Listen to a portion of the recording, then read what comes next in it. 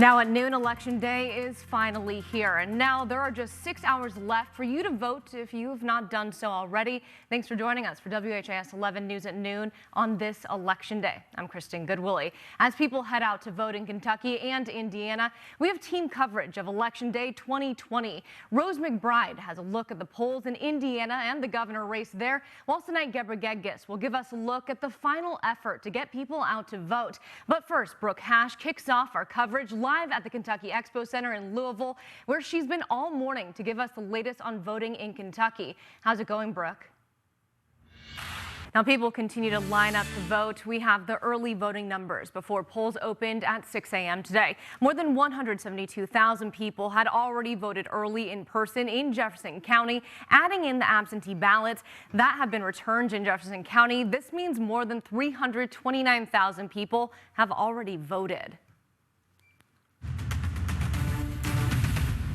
If you're heading out to vote today, here are 3 things you need to know while you're making your plan to vote. First, polls are open now until 6 tonight. There are 20 spots around Jefferson County where you can go to cast your ballot. You can go to any one of them to vote. That's different this year. Most counties in our viewing area have at least 2 places you can vote at today. There is a full list of all of those locations on WHAS11.com, our homepage.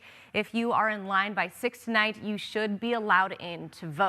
Next, make sure you bring your ID. This year, it has to have a picture of you on it. As long as it has that and your name, you should be good to go. That includes most driver's license, military IDs, and college IDs.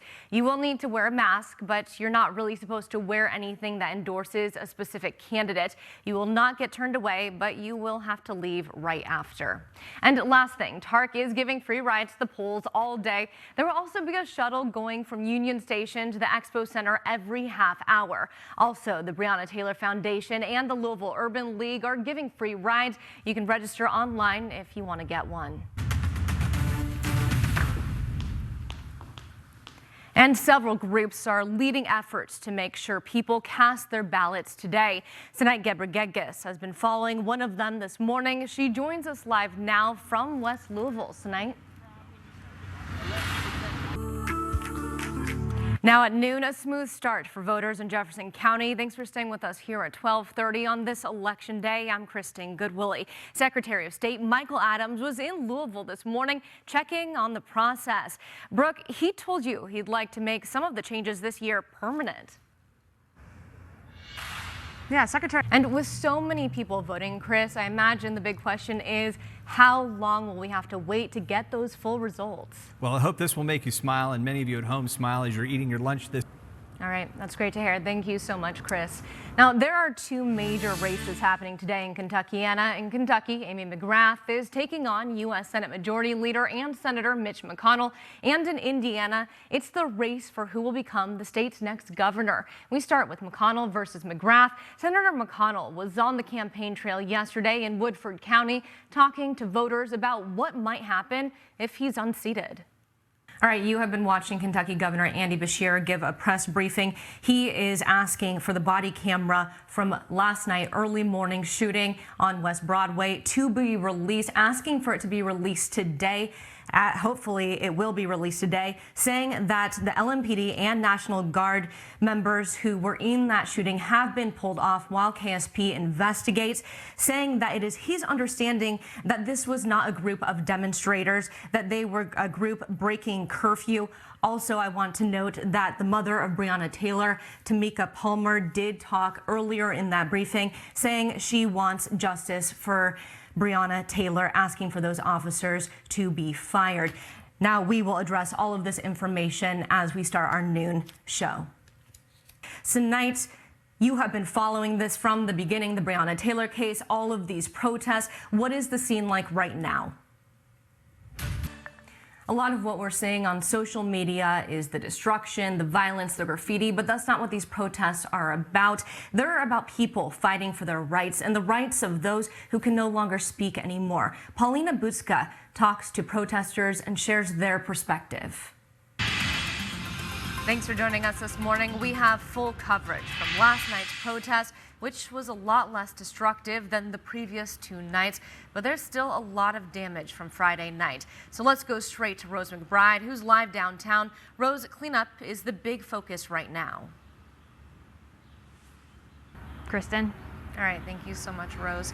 Well, Mayor Greg Fisher first issued a citywide curfew yesterday morning, and it turned out that last night's protests were the calmest of the past 3 nights. But we wanted to take a look at the comparison.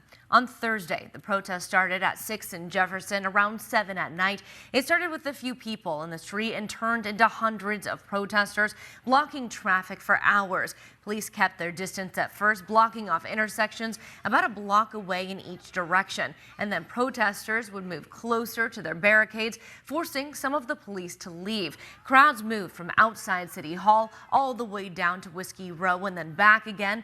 Officers in riot gear eventually used tear gas on the crowds, shutting down several streets along Jefferson. 7 people were shot overnight. On Friday night into early Saturday morning, the protests got much more widespread and also more destructive. We saw things like people taking hammers to break windows, people setting things on fire, and several buildings damaged. Protesters were all over downtown and made their way to the Highlands as well. And last night, even though 10 arrests were made and there were some chaotic moments, things were much calmer than the previous 2 nights. Take a look at this live report last night from Shay McAllister. Now talking about that calm, Reed, you were out flying last night. What were your observations, especially? I know you were there for 2 nights, so did you notice any differences between Friday and Saturday night? Yeah, a big difference. We got all. Now we are continuing our live team coverage this afternoon with the latest developments from this protest that happened last night. Now Rose McBride is covering the cleanup effort that's happening this morning at Jefferson Square Park, and Brooke Hash is in downtown Louisville where the protest started. Brooke, what do you know today? Yesterday, for the first time, we heard a desperate plea from Kenneth Walker, the boyfriend of Breonna Taylor, calling 911 just moments after she was shot and killed. Thanks for staying with us here at 12:30. I'm Kristen Goodwillie. We're going to share some of that sound with you right now. 911, Operator Harris, where is your emergency? The call gives us a better idea of the minutes after LMPD officers shot and killed 26-year-old Breonna Taylor. Police were at the home as part of our narcotics investigation, and Walker tells the operator Taylor's been shot in her stomach and is laying on the ground multiple times. He begs for help. The phone call was released before last night's Metro Council meeting, but they felt it was important to pass a special resolution calling for the public release of this call. I think that the public and the council is owed transparency. Transparency and accountability, I believe, are the hallmarks of a successful relationship between law enforcement and the community. And when there is any perception that any of that is being impeded or restricted, people become very restless. The council also introduced a resolution that would change the approval process for no-knock warrants and body cameras. LMPD previously announced the police chief would have to sign off on those warrants, and body cameras would be required when serving warrants. Again, Mayor Greg Fisher coming out today at 10 a.m. saying that those no-knock warrants are being suspended for the time being. Now, in the middle of all of that violence last night, Breonna Taylor's family spoke out. They're the family that's centered around this protest, asking for peace. Tonight, Gebre Gedges has this story.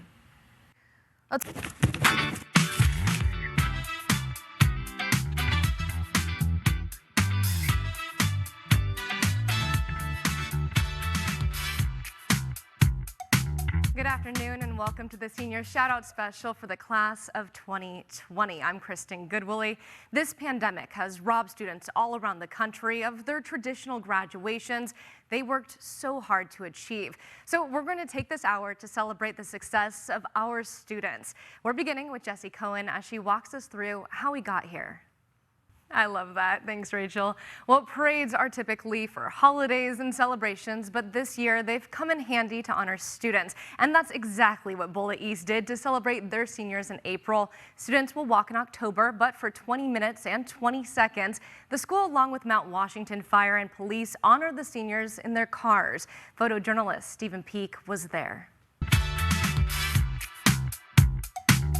Welcome back to our senior special. I'm Kristen Goodwillie. Seniors won't get the ending to their high school careers like they planned, and parents won't see their children's achievements celebrated in a big ceremony. That disappointment hits 3 times as hard in one Jeffersonville high school family. Rose McBride shares their story. There's no question the COVID-19 outbreak has disrupted some of our daily lives with going to work or even the supermarket, but also for the lives of high school seniors who otherwise would be picking out their prom outfits or getting ready for graduation. For a group of Shelby County high school seniors, this isn't the first time they've seen adversity. Very well said. Well, thank you for joining us as we celebrate the class of 2020. Despite not having all the pomp and circumstance you expected, your accomplishments are still worthy of a celebration. And we hope this hour was just a small part of a bigger one yet to come. Congratulations, class of 2020.